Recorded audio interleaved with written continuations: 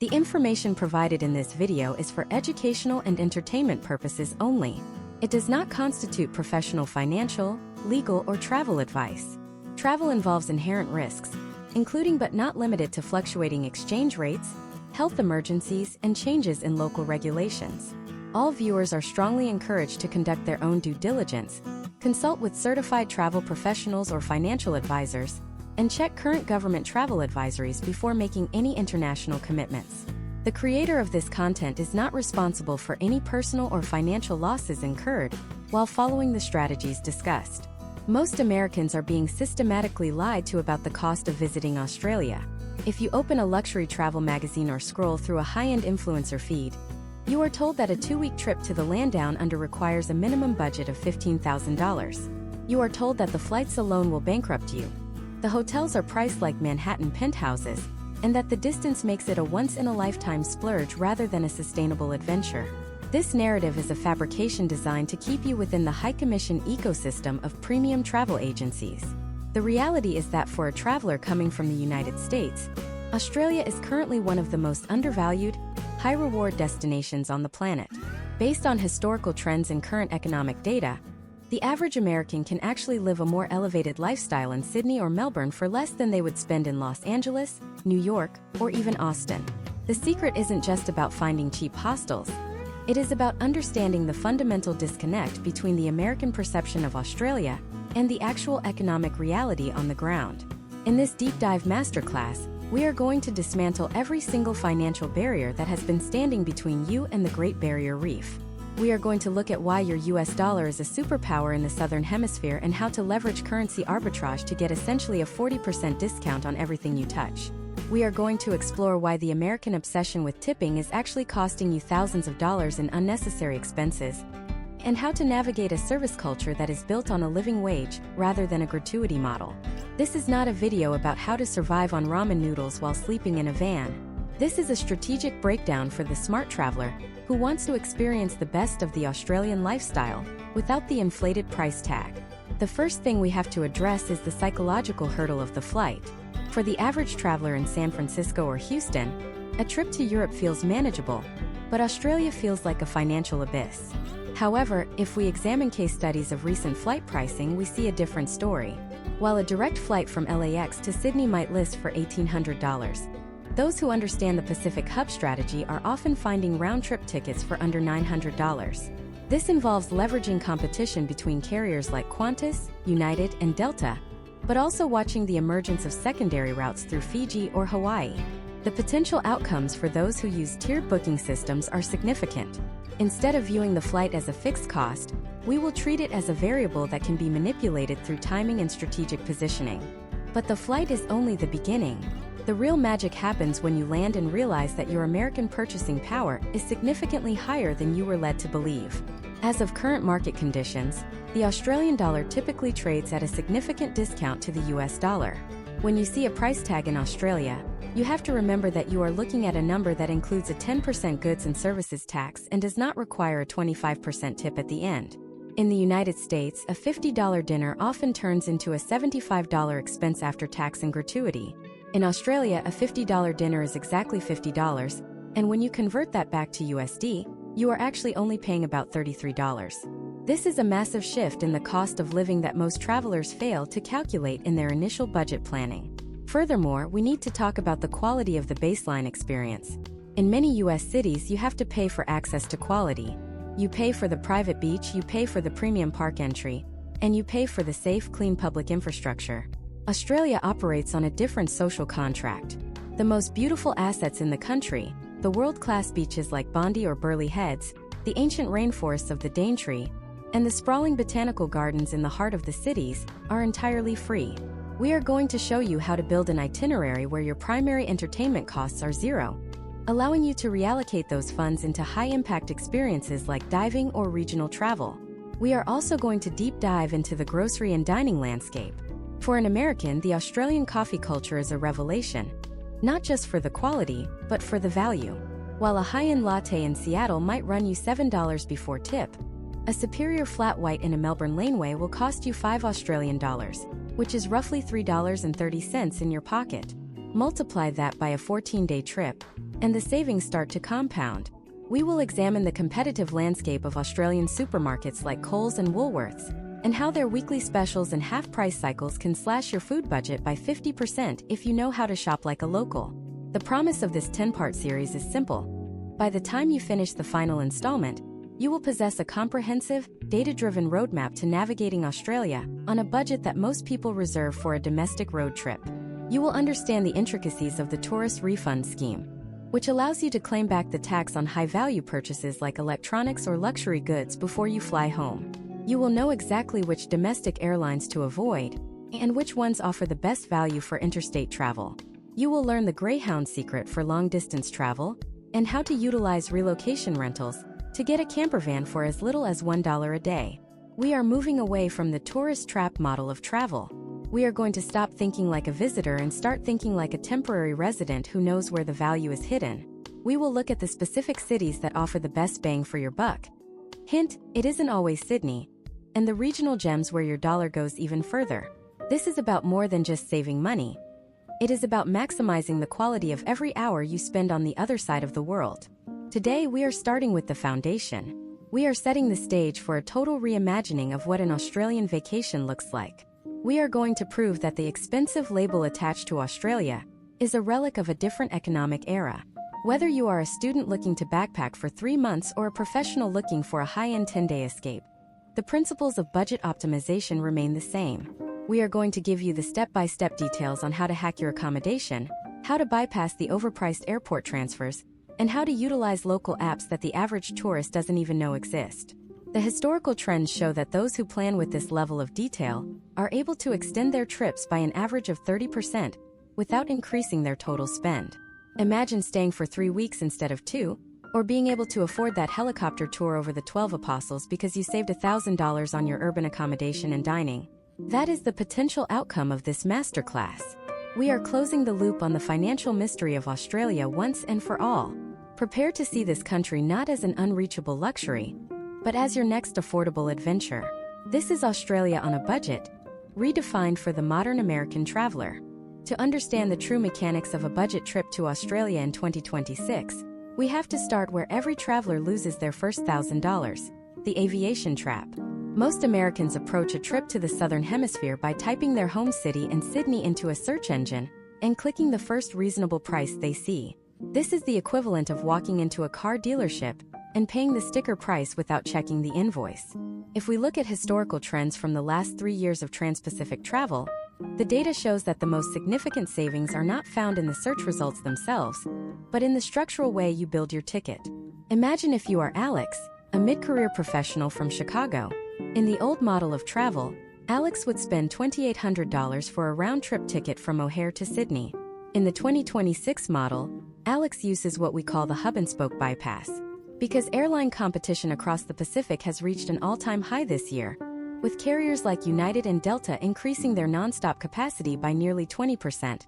The price wars are centered on specific gateway cities.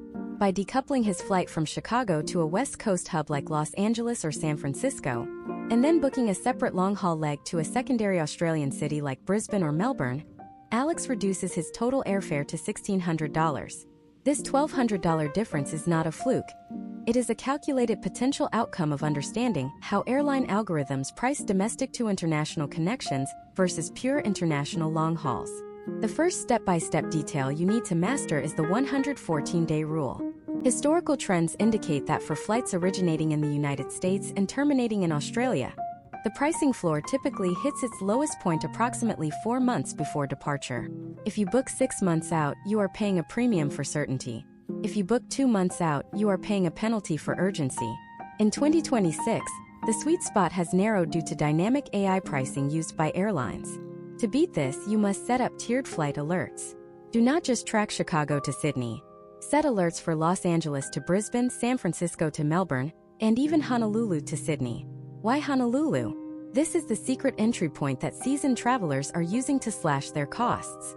Jetstar and other low-cost carriers have expanded their operations in 2026, making the Hawaii to Australia leg one of the cheapest ways to cross the ocean. Imagine if Alex from Chicago booked a budget flight to Oahu, spent 2 days on the beach for the price of a standard airport layover, and then hopped on a $400 flight to Melbourne. He has essentially turned a grueling 20-hour travel day into a multi-destination vacation, while still spending less than a standard direct ticket. Once you have identified your hub, you need to understand the baggage trap.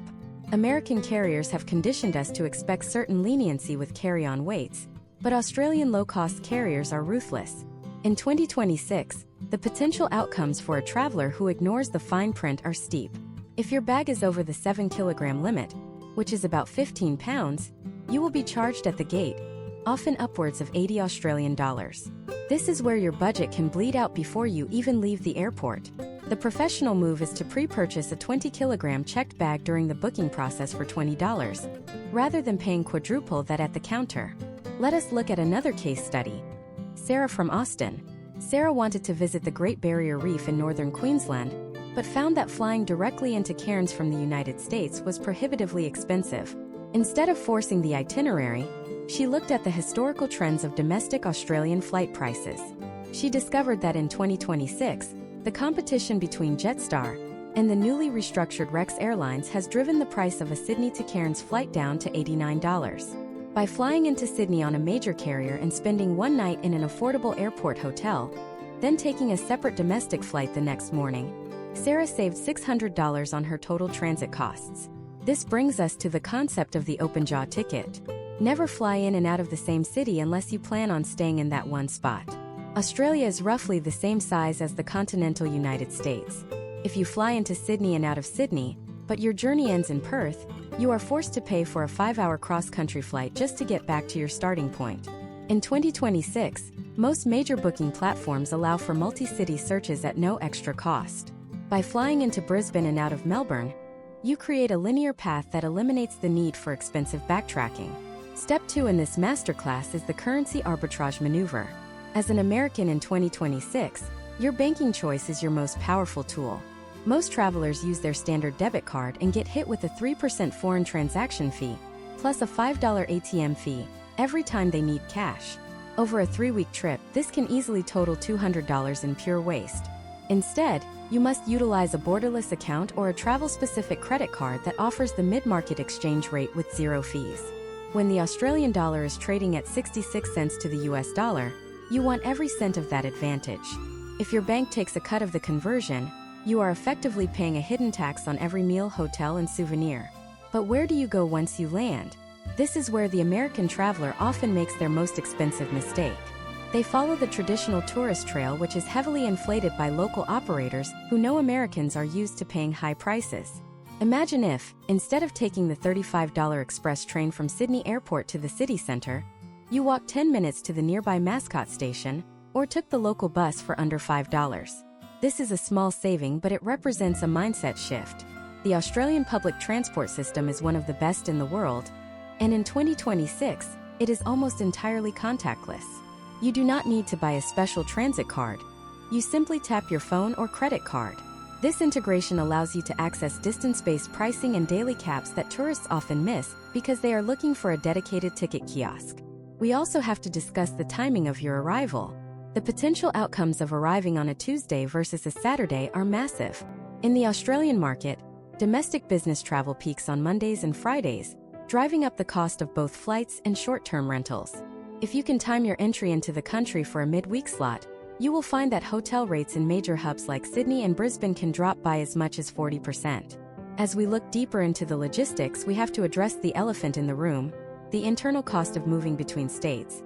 You might think a rental car is the way to go. But in 2026, the fuel prices and one-way drop-off fees can decimate a budget.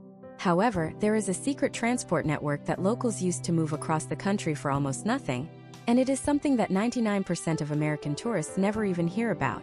It involves a specific type of vehicle and a very specific timing strategy that can turn a $500 transit cost into a $1 adventure. But before we get into the specifics of the $1 transit secret, we need to talk about where you are going to sleep. If you think your only options are $300 a night hotels or 16-bed hostel dorms, you are missing the most innovative accommodation trend of 2026. This trend allows travelers to live in high-end Australian suburbs, sometimes with a pool and a view, for the cost of a few chores. In the next part, we are going to break down the exact platforms and legal requirements for this strategy, which can effectively bring your accommodation budget down to zero. We will also look at the rise of the luxury van life movement and how to navigate the complex world of Australian camping laws without getting a $300 fine in the middle of the night. Do you know the difference between a rest area and a designated campsite? Knowing that distinction is the difference between a free night under the stars and an expensive encounter with local council rangers. We are just getting started on the tactical breakdown of your Australian odyssey. The $1 transit secret is the single most effective way to eliminate the cost of getting between Australian cities. And yet, most American tourists still pay $500 for a domestic flight or a traditional rental car. This strategy is known as the vehicle relocation model. In Australia, the tourism industry is heavily directional. Tourists often rent campervans in Sydney and drive them north to Cairns, or rent in Perth and drive to Broome. This creates a massive logistical problem for rental companies who end up with a surplus of vehicles in the north and none in the south. To solve this, companies like Apollo, Brits, and Juicy offer relocations. Imagine if you are Jordan from Seattle, landing in Brisbane in 2026. Jordan goes to a platform like TransferCar or Imova and finds a luxury 4-berth motorhome that needs to be moved from Brisbane to Sydney within a 4-day window. The cost for the rental is exactly $1 Australian per day. In many cases, the rental company will even include a fuel allowance of $50 or $100 and cover the cost of the insurance. Jordan is getting a vehicle that would normally retail for $250 a day for the price of a cup of coffee. The potential outcomes of this strategy are transformative for a budget. You are combining your transport and your accommodation into a single $1 line item. The step-by-step process for securing these deals requires a specific tactical approach. First, you must be flexible. Relocations are typically posted only 2 to 3 weeks in advance. You cannot book a $1 campervan 6 months out. You build your itinerary with a flexible middle section. Second, you must check the platforms daily at 9 a.m. Australian Eastern Standard Time, which is when the new inventory from the previous day's returns is processed. Third, understand the limitations. You are given a specific number of days to complete the journey, usually based on the driving distance plus 1 buffer day. If you want to take a detour, you can often pay a discounted daily rate for extra days, but the core transit remains nearly free. Historical trends show that the most common relocation routes are from Cairns to Brisbane, Alice Springs to Adelaide, and Perth to Broome. For an American used to the vastness of the United States, driving these distances is second nature, but the scenery is incomparable. However, you must account for the 2026 fuel prices. Even with a $1 rental, a large motorhome can be thirsty. This is why we look for the smaller campervans or even standard SUVs that are being moved between city branches.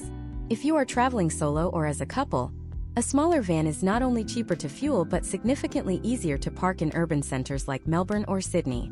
Now, let us address the second pillar of zero-cost travel in 2026, the accommodation arbitrage known as high-end house sitting.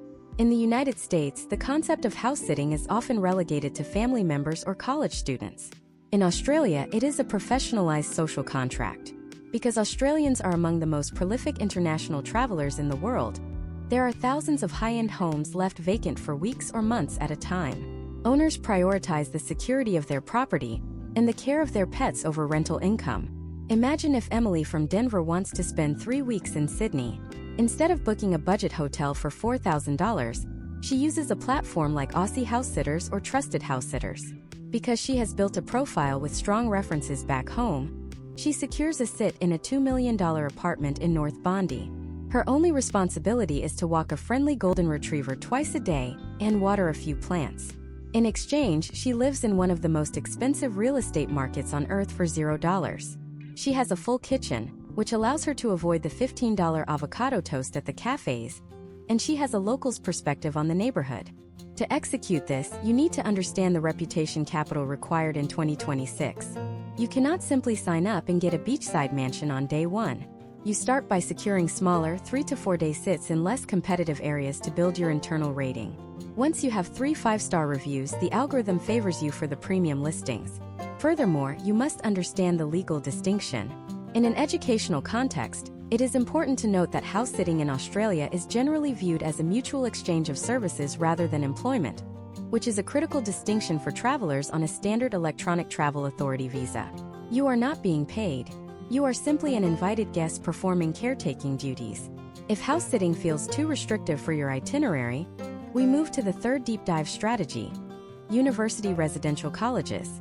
During the Australian summer, which runs from December through February, tens of thousands of student rooms at prestigious institutions like the University of Sydney or the University of Melbourne sit empty. In 2026, these universities have leaned into the short-term rental market to offset their administrative costs. Imagine if you are staying in a historic sandstone building in the heart of the city for $80 a night. That is roughly $53. For that price, you get a private room, high-speed campus internet, and often, a breakfast included in the dining hall. Compare this to a noisy 16-bed hostel dorm that costs $45, or a sterile $300 hotel. You are positioned in the most vibrant, walkable parts of the city, surrounded by affordable student-priced cafes and bars. To book these, you don't look on major booking sites. You go directly to the university's residential services websites and look for summer stays or casual visitor accommodation.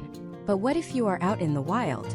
What if you are taking that $1 relocation van through the outback? This is where American travelers often get hit with massive fines. In Australia, freedom camping is not a universal right. It is highly regulated. In 2026, local councils use sophisticated technology to monitor rest areas. If you park your van in a spot marked as a rest area and attempt to sleep there, you may be woken up at 2 a.m. by a ranger issuing a $400 fine.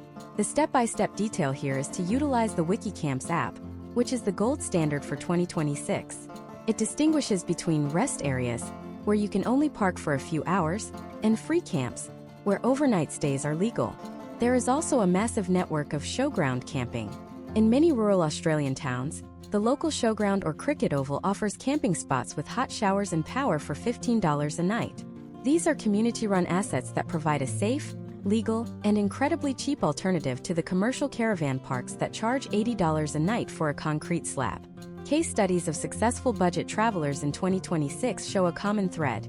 They never pay full price for the big-ticket items because they understand the secondary market. This applies to more than just beds and cars. It applies to how you move within the cities themselves. We have already touched on the tap-and-go transit system, but there is a specific way to trigger the daily cap that can save you hundreds over a month. However, even with free housing and $1 cars, the cost of food and drink in Australia can still break a budget if you eat like a tourist. Most Americans are shocked by the price of a cocktail or a steak at a restaurant. But there is a hidden culinary world in Australia that is high quality, culturally authentic, and priced lower than a fast food meal in the United States. It involves a specific type of social club that exists in almost every suburb and town in the country. In the next part, we are going to go inside the world of RSLs and surf life-saving clubs, where the steak is $20, the views are worth $1 million, and the beer is the cheapest in the country.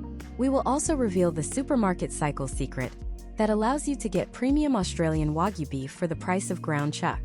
Do you know which day of the week the major retailers mark down their entire fresh section by 80%? If you don't, you are overpaying.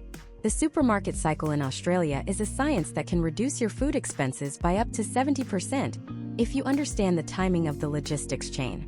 In 2026, the two retail giants, Coles and Woolworths, have moved toward highly sophisticated dynamic pricing models. Imagine if you are Mike from Ohio, standing in a Woolworths in Melbourne at 4:30 p.m. on a Tuesday. To the average tourist, the prices on the shelf look standard. However, Mike has learned the historical trends of Australian inventory management. In Australia, the fresh food turnover is incredibly aggressive. Unlike in some US regions where items might sit near their expiration date for days, Australian retailers prioritize shelf clearing. Between 4 p.m. and 6 p.m. daily, the first wave of markdowns occurs. This is denoted by the yellow sticker. You will see premium Australian grass-fed ribeye steaks, originally priced at $32, marked down to $12. You will find pre-made gourmet salads and roast chickens, which are a staple of the Australian diet, dropped from $15 to $5. In 2026, many savvy travelers are using third-party apps like Wiselist or the integrated retailer's own apps to track these markdown windows in real time. By planning your grocery run around this 2-hour window, you are essentially getting high-quality, nutrient-dense food for less than the cost of a fast food meal in the United States. Furthermore, the supermarket loyalty programs in Australia are significantly more aggressive than what Mike is used to in Ohio. In 2026, programs like Everyday Extra and Flybys offer monthly subscription tiers that, for a $5 fee, give you 10% off one shop a month. If you are doing a large grocery run for a week of campervan travel, a $300 shop suddenly becomes $270. You have instantly made a 400% return on that $5 subscription fee. Additionally, these cards offer fuel discounts. Every time you spend $30 at the supermarket, you receive a voucher for 4 cents off per liter at partnered fuel stations. In a country the size of Australia, where you might be driving 3,000 miles, these 4-cent increments add up to hundreds of dollars in potential outcomes for your overall travel fund. But what if you want to eat out? This is where the RSL and Surf Life Saving Club network becomes your strategic advantage. RSL stands for Returned and Services League. These are community-oriented clubs originally established for veterans, but they have evolved into massive social hubs that occupy some of the most prime real estate in the country. Imagine if Mike from Ohio wants a high-end dinner with a view of the Pacific Ocean in Sydney. If he goes to a standard restaurant in Bondi, he will pay $80 for a meal and a drink. Instead, he walks 5 minutes to the North Bondi RSL. As a foreign traveler, all Mike has to do is show his US passport at the front desk. Because he lives more than 5 kilometers away, he is granted temporary membership. Inside, the atmosphere is clean, safe, and professional. Because these clubs are nonprofits that reinvest their earnings from membership and gaming into community facilities, the food is heavily subsidized. Mike can order a massive chicken parmigiana, locally known as a parma, with chips and salad for 22 Australian dollars. That is approximately 15 US dollars. The quality is often superior to what you would find in a high-end American gastropub, because the ingredients are sourced locally and the standards for pub food in Australia are exceptionally high. The Surf Life Saving Clubs, or SLSCs, offer a similar value proposition but with even better views. These clubs are literally on the beach, as they house the volunteer lifeguards who patrol the coast. Many of them have second-story bistros. In 2026, places like the Karawa Surf Club on the Gold Coast or the Cotslow SLSC in Perth offer the kind of sunset views that people pay hundreds of dollars for at luxury resorts. Yet the beer is $7 and the seafood basket is $25. By shifting your dining focus from tourist-oriented cafes to these community clubs, you are participating in the authentic Australian lifestyle, while keeping your daily spend lower than a domestic trip to Florida. Another unique Australian economic quirk you must leverage is the BYO culture. BYO stands for Bring Your Own, and it is a widespread practice in mid-range restaurants across the country. In the United States, bringing your own bottle of wine to a restaurant is often either illegal or carries a $30 corkage fee. In Australia, it is a celebrated tradition. You can go to a high-quality Thai or Italian restaurant in a neighborhood like Surrey Hills or Fitzroy, bring a $20 bottle of premium Barossa Valley Shiraz that you bought at a local bottle shop, known as a bottle-o, and pay a small corkage fee of maybe $3 to $5. Think about the math for a moment. In a standard US restaurant, a bottle of wine that costs $20 at retail would be marked up to $60 or $70 on the menu. By utilizing the BYO model in Australia, you are saving $40 on a single dinner. If you do this 3 times a week during a 21-day trip, you have just saved nearly $400. Case studies of budget-conscious travelers show that this single habit is the difference between being able to afford a regional flight or being stuck in one city. We also need to discuss the midday counter meal. Historically, the Australian pub was a place for workers to get a fast, heavy meal at noon. In 2026, this has evolved into the daily special menu. If you are exploring a city, never eat dinner as your main meal. Instead, look for the chalkboard signs outside pubs between 12 p.m. and 2 p.m. You will find $15 steak sandwiches, $12 burger deals, and $10 pasta bowls. These are not small portions. They are designed to fuel someone for a day of labor. If you eat your main meal at 1 p.m. for $15 and then utilize the supermarket markdown cycle for a light dinner at 6 p.m. for $5, your total daily food cost is $20. For Mike from Ohio, that is less than he spends on lunch alone back home. However, food is only one part of the equation. Once you have mastered the art of the $1 car and the $20 food day, you are going to find yourself with a surplus of time and a desire for adventure. The biggest mistake Americans make is paying for guided tours. They see a brochure for a Blue Mountains day trip for $200 and they book it. But there is a way to access the most iconic landscapes in Australia using nothing but your tapped-on phone and a specific understanding of the national park system. In fact, some of the most expensive-looking experiences in the country, like seeing the Sydney Opera House from the water or exploring the hidden coves of the Royal National Park, can be done for the price of a coffee if you know which public ferry to board and which train stop to exit. But there is a specific catch. In 2026, certain parks have introduced a digital permit system to manage crowds. And if you do not register 48 hours in advance, you will be turned away at the trailhead. In the next part, we are going to break down the free entry master list for every state, including the secret bridge walk that gives you the same view as the $300 guided climb for absolutely nothing. We will also look at the rise of the regional festival circuit, where you can get free world-class entertainment in the middle of the outback. Do you know how to find the secret volunteer slots that give you free access to the largest music festivals in the Southern Hemisphere?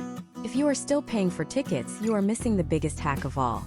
The concept of the volunteer exchange is the ultimate equalizer for an American traveler looking to attend Australia's world-class festivals without the $500 ticket price.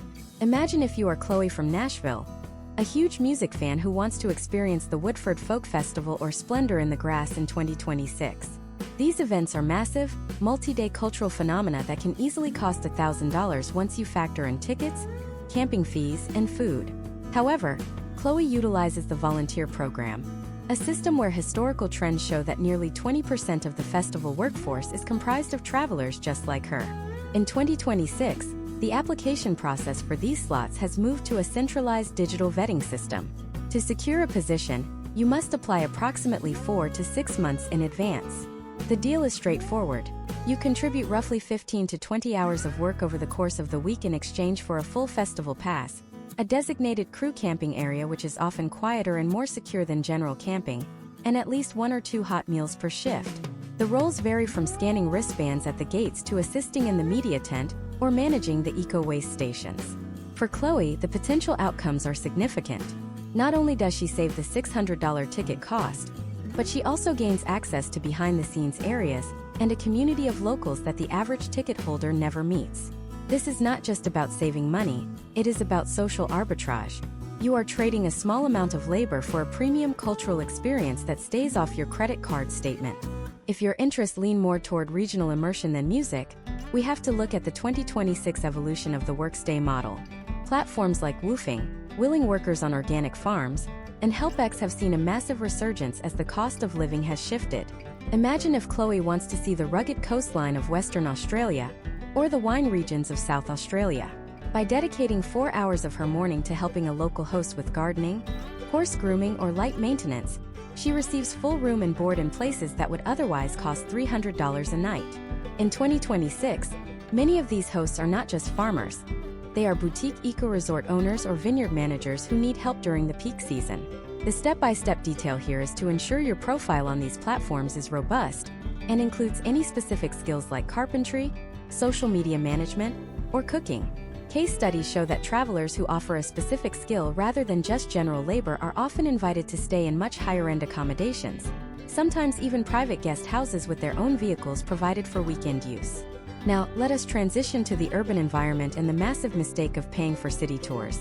In 2026, the Sydney Harbour Bridge climb is an iconic experience that costs upwards of $350 per person. For a couple from the United States, that is $700 for a 3-hour walk. Instead, you should utilize what locals call the pylon lookout. You walk across the same bridge on the pedestrian walkway for free, which gives you the exact same panoramic view of the Opera House and the harbor. If you want the height and the historical context, you pay $25 to enter the Pylon Lookout Museum at the south end of the bridge. You are essentially getting 95% of the experience for less than 10% of the cost. Historical trends indicate that the bridge climb is a classic tourist trap where you pay for the jumpsuit and the bragging rights, whereas the pylon provides the same photographic potential outcomes without the financial sting. Speaking of the harbor, never book a private sunset cruise. In 2026, the Sydney ferry system is fully integrated into the tap-and-go public transport network we discussed earlier. For the cost of a standard bus fare, roughly $6 to $8 Australian dollars, you can board the F1 Manly Ferry at Circular Quay. This is a 30-minute journey that takes you directly past the Opera House, through the middle of the heads where the harbor meets the Pacific Ocean, and drops you in the beautiful coastal suburb of Manly. If you time your return trip for sunset, You are getting a world-class harbor cruise that would cost a private tour operator $80. In 2026, the transport cap means that if you have already taken a couple of trains that day, this ferry ride might actually end up being free as part of your daily expenditure limit. Moving into the realm of nature, the 2026 National Park Permit System is something every American must master. In the past, you could simply drive into a park and hope for the best. Now, to manage the ecological impact of increased tourism, major parks like the Royal National Park south of Sydney or the Grampians in Victoria require a digital entry permit. The potential outcomes of arriving without one include a $200 fine. However, the permits themselves are often free or cost a nominal $10 vehicle fee. The secret is the multi-day pass. If you plan on visiting more than 3 national parks in a single state, you should purchase the annual All Parks Pass for approximately $80. For an American doing a road trip, this is a massive saving. Case studies of hikers in 2026 show that having this pass encourages you to explore the lesser-known tracks, like the Figure 8 pools or the deep rainforests of the Otways, which are entirely free to enjoy once you are inside. Step by step, the way to access these parks without a car is also expanding. In 2026, the park-to-park shuttle services have become a staple. For example, you can take a suburban train from Sydney to Loftus or Heathcote, and a free community shuttle will take you to the main trailheads of the Royal National Park. This eliminates the need for a rental car, insurance, and fuel for the day, bringing your total cost for a day in one of the world's oldest national parks down to the price of your train ticket. We also have to discuss the rise of the Free City Museum and Gallery circuit. While many European museums have moved toward high entry fees, the Australian model in 2026 remains committed to public access. The Art Gallery of New South Wales, the National Gallery of Victoria, and the Museum of Contemporary Art in Sydney all have free permanent collections that are world-class. Imagine if Chloe spends her rainy afternoon in Melbourne exploring the NGV, seeing works by international masters and incredible Indigenous Australian art, all for $0. She then walks to the State Library of Victoria, which is a masterpiece of 19th century architecture, to use the high-speed internet and free exhibitions. But there is a catch when it comes to the deep outback. The costs of guided tours to places like Uluru are astronomical, often starting at $1,500 for a 3-day package from a major city. Most Americans believe this is the only way to see the Red Center safely.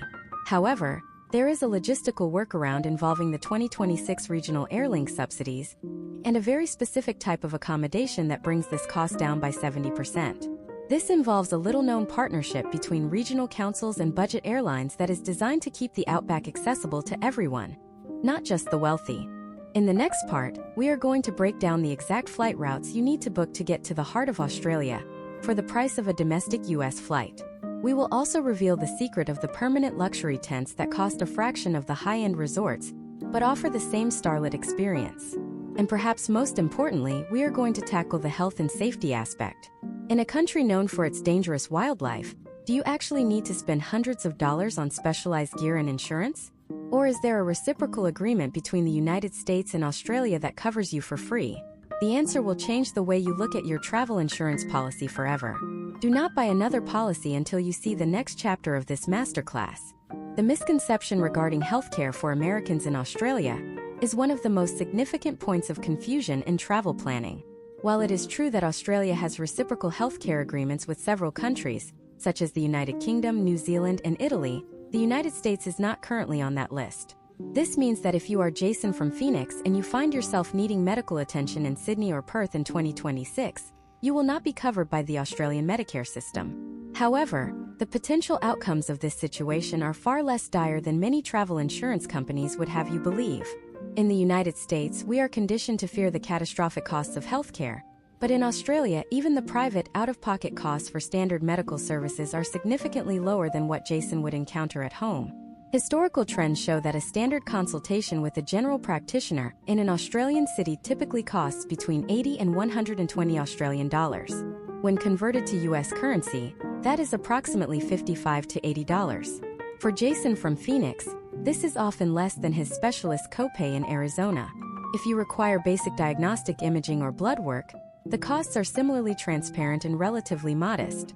The real risk for an American traveler is not the cost of a doctor's visit, but the cost of emergency medical evacuation or a prolonged hospital stay. This is where your strategy for insurance must be surgical. In 2026, many high-tier U.S. credit cards, specifically those designed for travel like the Chase Sapphire Reserve or the American Express Platinum, offer built-in travel accident and emergency medical evacuation insurance as a benefit of being a cardholder. Most travelers pay for a separate $300 travel insurance policy, without realizing they already have high-level coverage for the most expensive potential outcomes. The step-by-step detail here is to call your credit card provider before you depart and request the summary of benefits specifically for international travel. If your card covers emergency evacuation and a high limit for accidental injury, you may only need a very basic, low-cost top-up policy to cover minor illnesses or theft. By avoiding the premium all-inclusive travel insurance upsell, Jason from Phoenix can reallocate that $300 toward a high-impact experience like a scenic flight over the Great Barrier Reef. Now, let us shift our focus to the Red Centre, the spiritual heart of Australia. For most Americans, seeing Uluru is a non-negotiable part of the itinerary, but it is also one of the most expensive destinations in the Southern Hemisphere. Imagine if Jason from Phoenix looks at the cost of flying directly from Sydney to Ayers Rock Airport, AYQ.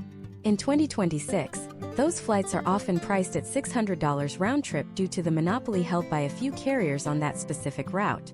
However, there is a logistical workaround that leverages the 2026 Territory Airlink subsidy. This government program is designed to keep regional centers like Alice Springs accessible. By flying into Alice Springs ASP, instead of Ayers Rock, Jason can often find fares for under $200. From Alice Springs, he rents a small fuel-efficient car. The drive to Uluru is approximately 450 kilometers, or about 5 hours on a well-maintained straight highway.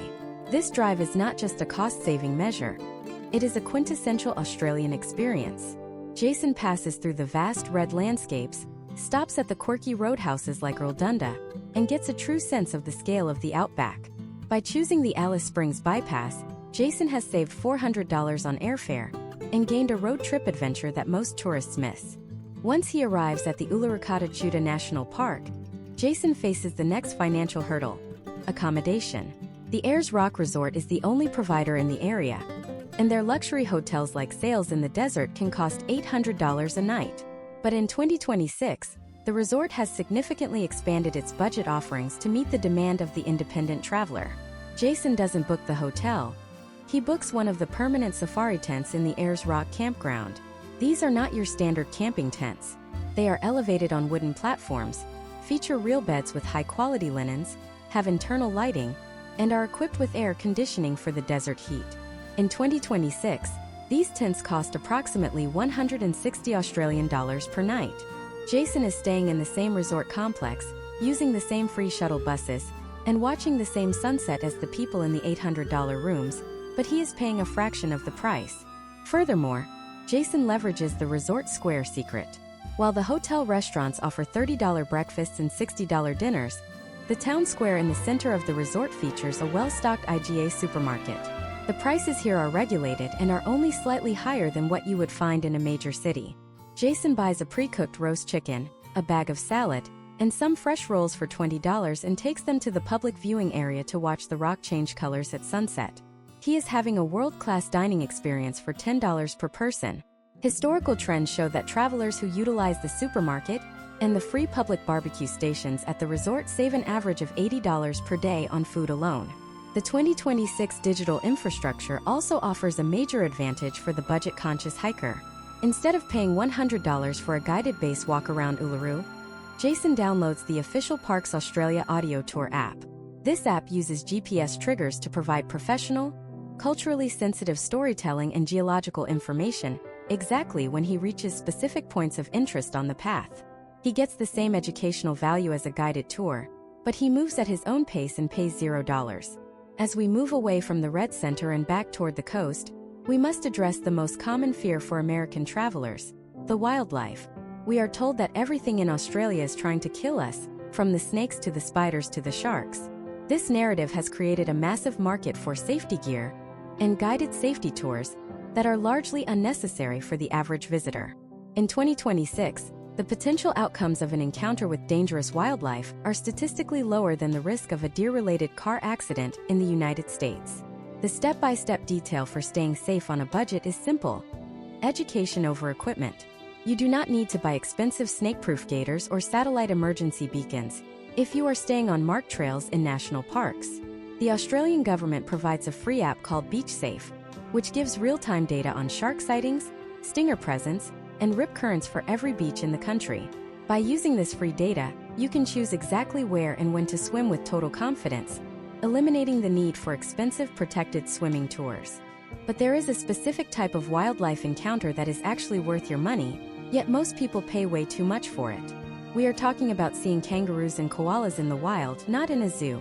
In the next part, we are going to reveal the secret locations where you can walk among hundreds of wild kangaroos for free, and the specific island where koalas outnumber people 10 to 1. We will also dive into the 2026 smart van movement and how to use peer-to-peer rental platforms to get a luxury camper for the price of a compact car. Have you heard of the backyard camping app that is disrupting the Australian hotel industry? If you haven't, you are about to discover how to stay on a private vineyard for $15 a night. The app disrupting the traditional Australian hotel and caravan park industry in 2026 is HipCamp, a platform that has essentially become the Airbnb of the outdoors. Historically, travelers in Australia were forced into expensive commercial caravan parks that could cost upwards of $80 a night for a simple patch of grass. In 2026, the potential outcomes for those using the backyard camping model are far more attractive. Imagine if you are Amanda from Portland, Oregon, traveling through the wine regions of South Australia. Instead of checking into a crowded park, Amanda opens the HipCamp app and finds a private vineyard in the Barossa Valley that offers a single, secluded campsite for $15 Australian per night. The mechanics of this system are built on a mutual exchange between private landowners and self-contained travelers. In 2026, many Australian farmers and vineyard owners use this platform to supplement their income, providing travelers with access to stunning, off-the-beaten-path locations that are not available on any other booking site. To utilize this effectively, you must understand the distinction between self-contained and amenity-based sites. If your campervan has its own toilet and grey water tank, you can access the cheapest sites, which are often nothing more than a beautiful clearing by a river or a hill overlooking a valley. If you require toilets and showers, you can filter for those, and even then, the price typically remains under $30. Case studies of budget travelers in 2026 show that by alternating between free national park camps and $15 HipCamp sites, they can reduce their monthly accommodation spend from $2,000 to less than $500. This brings us to how you actually source that vehicle. While we discussed $1 relocations earlier, they are not always available for specific dates. This is where the peer-to-peer rental movement, led by Camplify, comes into play. Think of this as the Airbnb of RVs. In 2026, the potential outcomes of renting from a private owner, rather than a major corporate fleet like Brits or Maui, are significant. A corporate rental for a two-berth van in peak season can easily exceed $250 a day, once you include the mandatory insurance excess reduction. On Camplify, you can find a local owner in Sydney or Brisbane renting out their personal, well-loved camper for $90 to $110 a day. The step-by-step detail of a peer-to-peer rental in 2026 involves a few critical checks. First, look for vans that include unlimited kilometers. Australia is massive, and a daily limit of 200 kilometers can lead to massive surcharges at the end of your trip. Second, check the 2026 insurance integration. Most peer-to-peer platforms now offer a flat-rate daily insurance that is much cheaper than the corporate zero excess packages. Third, utilize the local knowledge of the owner. Unlike a corporate clerk, a private owner will often give you their secret spots, their favorite local butchers, and may even include extras like surfboards, camping chairs, or a Starlink satellite dish for free. In 2026, having Starlink in your van is the ultimate budget hack, allowing you to stay in free, remote locations while still being able to work or stream content without relying on expensive and spotty mobile data. Once you have your transport in your $15 vineyard site, you want to see the wildlife. Most Americans pay $50 per person to go to a zoo or a sanctuary to see a koala or a kangaroo. In 2026, the professional traveler knows that the best encounters are free and wild. For koalas, the gold standard is Raymond Island in the Gippsland Lakes of Victoria. To get there, you take a 3-hour train journey from Melbourne to Bairnsdale, followed by a short bus to the coastal village of Paynesville. Here is the secret. The ferry from Paynesville to Raymond Island is entirely free for pedestrians. You leave your car or van in the free parking lot on the mainland and walk onto the ferry. Once you disembark on Raymond Island, you are at the start of the Koala Trail, a 2.9-kilometer loop through a residential and bushland area, where more than 200 wild koalas live in the eucalyptus trees. In 2026, this remains one of the only places in Australia where you can walk for free and be virtually certain of seeing dozens of koalas in their natural habitat. Historical trends show that visitors who follow the marked trail and look for the telltale signs of koala presence, specifically the scratch marks on the trunks and the clusters of fresh leaves, have a 100% success rate. It is a world-class wildlife experience for the cost of a train ticket. For kangaroos, the most iconic budget destination is Lucky Bay in Western Australia's Cape Le Grand National Park. Imagine if Amanda from Portland drives her peer-to-peer van 8 hours from Perth to the town of Esperance. Lucky Bay is famous for having the whitest sand in the world, and for the wild kangaroos that sunbathe on the beach. While you do need a national park pass to enter, which we established is a high-value purchase, there is no additional fee to see the wildlife. The key step-by-step detail here is timing. Historical trends and local data indicate that the kangaroos are most active on the sand during the sunrise and sunset hours. During the heat of the day, they retreat into the scrub. By staying at the Lucky Bay campground, which you must book months in advance in 2026, you are positioned to walk out onto the sand at 6 a.m. and have a private encounter with a kangaroo before the day trippers arrive. Now, as you approach the end of your trip, there is one final economic maneuver that can put hundreds of dollars back into your pocket: the Tourist Refund Scheme, or TRS. Most Americans leave Australia without realizing they are eligible for a 10% refund on almost everything they bought. In 2026, the Goods and Services Tax, or GST, is included in the price of every item you see on a shelf. If you spend $300 or more at a single retailer within 60 days of your departure, you can claim that 10% tax back at the airport. The step-by-step process is vital. First, you must ensure that all your purchases are from the same Australian business number, or ABN. You can make several smaller purchases over different days at the same store, like a department store or an electronics retailer, as long as the total on the invoices exceeds $300. Second, you must keep the original tax invoices. In 2026, you can use the TRS mobile app to preload all your invoice details and generate a QR code. When you get to the airport, instead of standing in the massive manual processing line, you scan your QR code at the dedicated kiosk.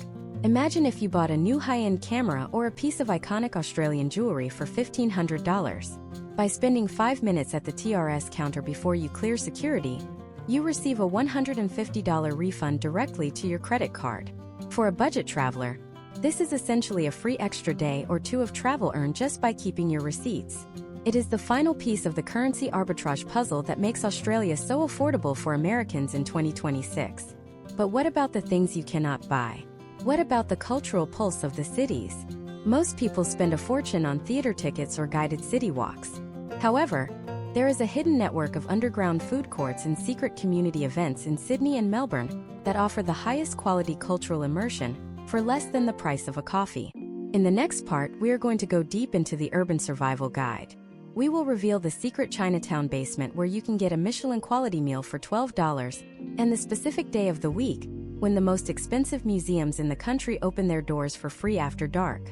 We will also tackle the massive mistake Americans make when withdrawing cash, and how a single button on an ATM can cost you $50 in unnecessary fees. Do you know which color of ATM to avoid at all costs? If you don't, you are losing money every time you touch your wallet. The color you need to avoid is yellow and blue, specifically those high-convenience machines found in airport arrival halls, petrol stations, and tourist-heavy strips like George Street in Sydney or Cavill Avenue on the Gold Coast. In 2026, these machines, often operated by companies like Euronet or Travelex, are designed to exploit the fatigue of an international arrival. Imagine if you are David from New Jersey, just stepping off a 15-hour flight. David is exhausted, his phone is dead, and he needs cash for a small purchase. He sees a bright yellow and blue ATM and thinks it is his only option. Historical trends show that these machines use a psychological trick called dynamic currency conversion, or DCC. When David inserts his US debit card, the machine recognizes it as an American account and asks a seemingly helpful question. Would you like to be charged in US dollars or Australian dollars? David, seeing the familiar US dollar symbol and a guaranteed exchange rate on the screen, often hits the button for US dollars. This is the single most expensive button he could press. By choosing US dollars, David is allowing the ATM owner to set their own arbitrary exchange rate, which is typically 8 to 12% worse than the mid-market rate. Furthermore, the machine will likely tack on an additional $5 to $10 convenience fee. In 2026, the potential outcomes for David are clear. If he withdraws $300, he might end up being charged $340. If he had used a Big Four bank ATM, Combank, Westpac, ANZ, or NAB, and selected to be charged in Australian dollars, his own bank back in New Jersey would have handled the conversion at a much fairer rate, likely costing him only $310. That $30 difference is the cost of 2 high-quality Australian lunches.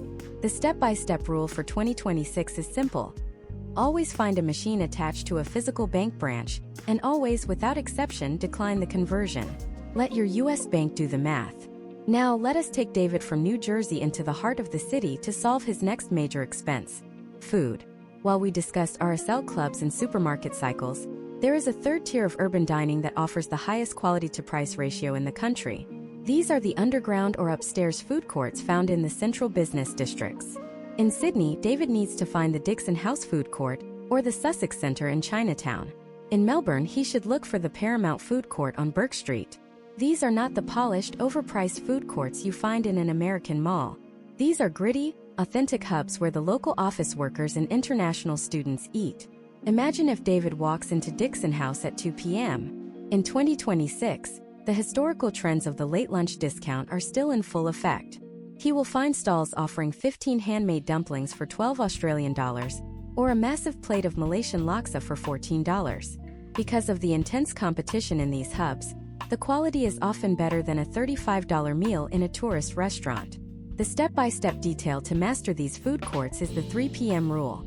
Around this time, many stalls begin to pre-pack their remaining fresh stock into containers for a flat rate of $5 to $8. David can pick up a high-quality chicken teriyaki or a vegan stir-fry for roughly $5, put it in his backpack, and have a premium dinner waiting for him. This is how you eat like a king on a pauper's budget in the most expensive cities in the world. To navigate between these food hubs, David needs to be smart about his mobile data. In 2026, the major U.S. carriers still offer international roaming plans for $10 a day. Over a 21-day trip, that is $210 just to use his phone. David avoids this by using the supermarket SIM hack. He walks into a Woolworths or Kohl's supermarket and looks for the mobile starter packs near the checkout. He can buy a 30-day SIM card on the Telstra wholesale network for $30 Australian dollars. In 2026, these packs often come with 60 or 80 gigabytes of data and unlimited international calls back to the United States. By spending $20 once, David has saved himself nearly $200 compared to his US roaming plan. The critical step-by-step detail here is to ensure his phone is unlocked before he leaves New Jersey. If his phone is locked to a US carrier, he cannot use a local SIM, and he will be forced into the expensive roaming trap. Once David is connected and fed, he needs to tackle the cultural landscape. Most travelers pay $40 to enter a museum or gallery, but David utilizes the after-dark economy. In 2026, most major Australian cultural institutions have a specific day of the week where they offer free entry and extended hours. For example, the Art Gallery of New South Wales in Sydney hosts art after hours every Wednesday night. Imagine if David walks through the stunning New North building of the gallery, listening to a free live jazz performance and attending a lecture by a local curator, all without spending a single cent. He is getting a high-end cultural experience that others paid for during the day. In Melbourne, the State Library of Victoria offers free tours that deep dive into the history of the legendary outlaw Ned Kelly. These tours provide the same level of insight as a paid historical walking tour, but they are funded by the state for the benefit of the public. The potential outcomes for David's budget are compounding. By avoiding the ATM trap, he saved $30. By using the underground food courts, he saved $20. By using a local SIM, he saved $200. By attending free museum nights, he saved $40. Before he has even left his first city, David has kept nearly $300 in his pocket. However, there is a hidden cost that even the smartest travelers often overlook: the price of hydration. In 2026, a bottle of water in a tourist area like Circular Quay can cost $6 Australian dollars. If David buys 2 bottles a day, he is spending nearly $80 a week on water. But Australia has a secret infrastructure built for its hot climate. Every major park, beach and train station is equipped with high-quality, chilled water refill stations, locally known as bubblers.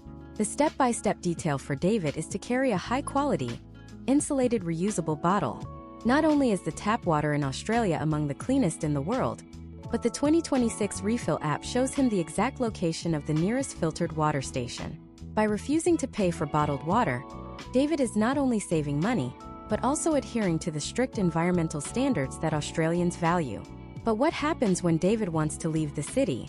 We have talked about $1 cars and regional flights, but there is a specific type of regional transport that is actually subsidized by the government to the point where it is cheaper than a cup of coffee.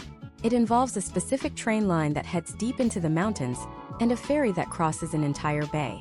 If David knows the specific day of the week to travel, he can cross an entire state for less than $10. In the next part, we are going to break down the weekend travel cap. We will show you how to take a 3-hour train ride into the Blue Mountains, spend the day hiking world-class trails, and return to the city for a total cost of less than $9. We will also reveal the secret of the community-run op shops where you can buy high-end outdoor gear for $5, allowing you to survive the Australian wilderness without buying a new wardrobe. Do you know which neighborhood in Sydney has the highest concentration of designer label thrift stores? If you are buying new hiking boots for your trip, you are making a massive financial mistake. The neighborhood is Paddington, and the street is Oxford Street. This is the high-fashion epicenter of Sydney, where boutique windows are filled with $300 silk dresses and $800 designer boots. But for the strategic traveler, the real value is found 3 blocks away in the local op shops. In Australia, an op shop or opportunity shop is the equivalent of a thrift store in the United States, but the quality of the inventory in a suburb like Paddington is incomparable to a standard Goodwill in New Jersey. Imagine if David from New Jersey needs a high-quality weatherproof jacket for his upcoming hike in the Blue Mountains. Instead of going to a commercial outdoor retailer and spending $250, he takes the 333 bus to Paddington. In 2026, the local Red Cross, Vinnie's, and Salvos on Oxford Street have become the unofficial liquidation centers for the city's wealthy elite. Historical trends show that residents in these postcodes donate barely worn, high-end Australian brands like R.M. Williams, Kathmandu, and Gorman. David finds a near-new technical shell jacket from a premium brand for $25 Australian dollars. He also finds a pair of sturdy, broken-in hiking boots for $15. By spending $40 in an op shop, he has saved over $300 on essential gear. The potential outcomes of this strategy are double-edged. You save a massive amount of capital while acquiring gear that is specifically suited for the local climate. The step-by-step detail for an op shop safari in 2026 involves timing and geography. You must target the wealthy suburbs. In Sydney, focus on Paddington, Surrey Hills, and Mossman. In Melbourne, head to Armadale or South Yarra. The best day to visit is Tuesday morning. Historical data suggests that most donations occur over the weekend, and the staff typically finishes sorting and pricing the new arrivals by Monday evening. By arriving on Tuesday, you are the first to access the highest quality designer items before the local vintage resellers sweep the racks. This is not just about clothes.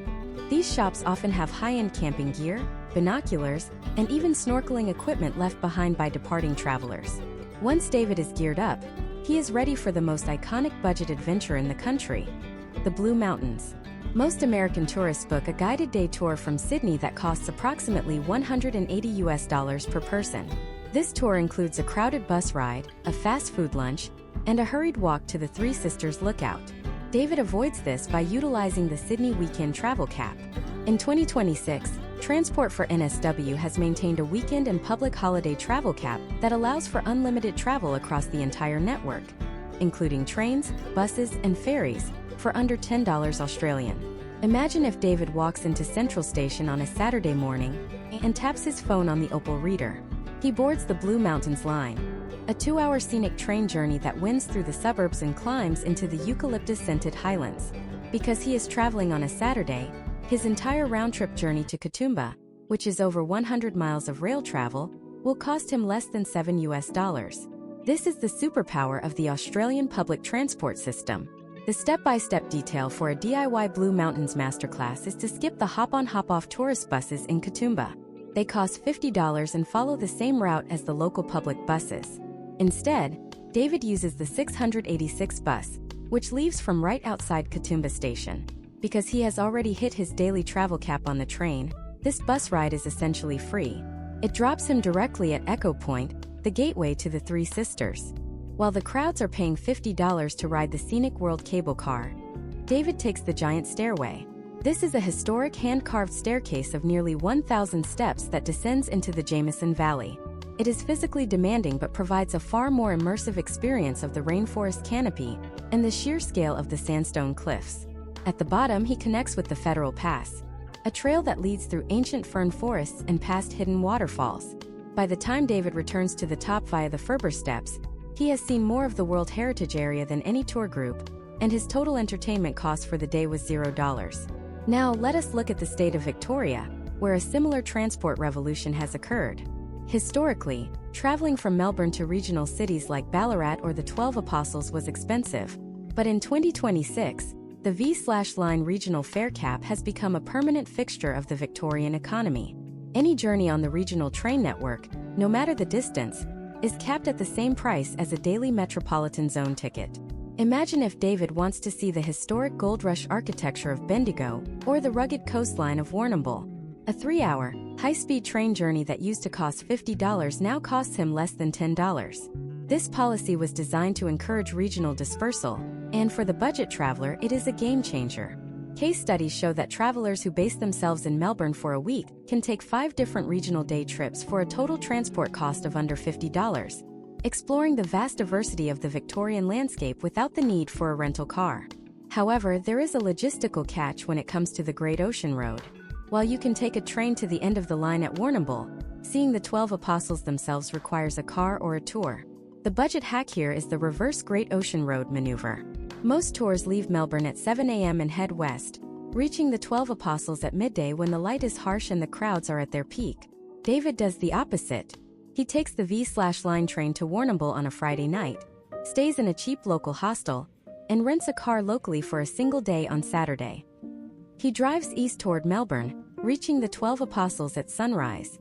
He has the entire site to himself, the light is perfect for photography, and he is driving against the flow of the hundreds of tour buses. By the time the crowds arrive, he is already 3 towns away, enjoying a local bakery meat pie in Port Campbell. Speaking of food, we must address the iconic Australian bakery culture. For an American, the meat pie is a foreign concept, but it is the backbone of the budget traveler's diet. In 2026, a high-quality, award-winning beef and pepper pie from a regional bakery costs about $7 Australian. It is a complete, hot protein-heavy meal that you can eat with one hand while walking. Case studies of successful budget travelers show that replacing one sit-down meal a day with a bakery visit can save an average of $15 daily, or $450 over a month-long trip. As David prepares to head into the final leg of his journey, he realizes that the biggest savings haven't come from depriving himself, but from aligning his behavior with the local systems. He has used the op shops to dress like a local, the weekend cabs to travel like a local, and the regional trains to explore like a local. He is no longer a tourist being harvested for his US dollars. He is a strategic participant in the Australian economy. But there is one final hurdle. Before David leaves, he has to deal with the most complex financial part of the trip, the golden handshake. There is a specific government refund that most Americans are entitled to that goes beyond the GST refund we discussed earlier. It involves the mandatory retirement contributions that were paid on his behalf if he did any casual work, or the complex tax-free thresholds that apply to certain types of travelers. In the final part of this masterclass, we are going to reveal the exit protocol. We will show you how to claim back hundreds of dollars in hidden fees, how to sell your gear for a profit before you board your flight, and we will provide the ultimate $0 day itinerary for your final 24 hours in the country. Do you know the secret of the airport shower? That costs nothing but feels like a 5-star spa? If you are paying for an airport lounge just to freshen up, you are leaving money on the table for the last time. The free airport shower in Sydney's International Terminal 1 is located near the check-in counters on the departures level, specifically tucked away near the prayer rooms and the entrance to the gates 50 to 63 corridor.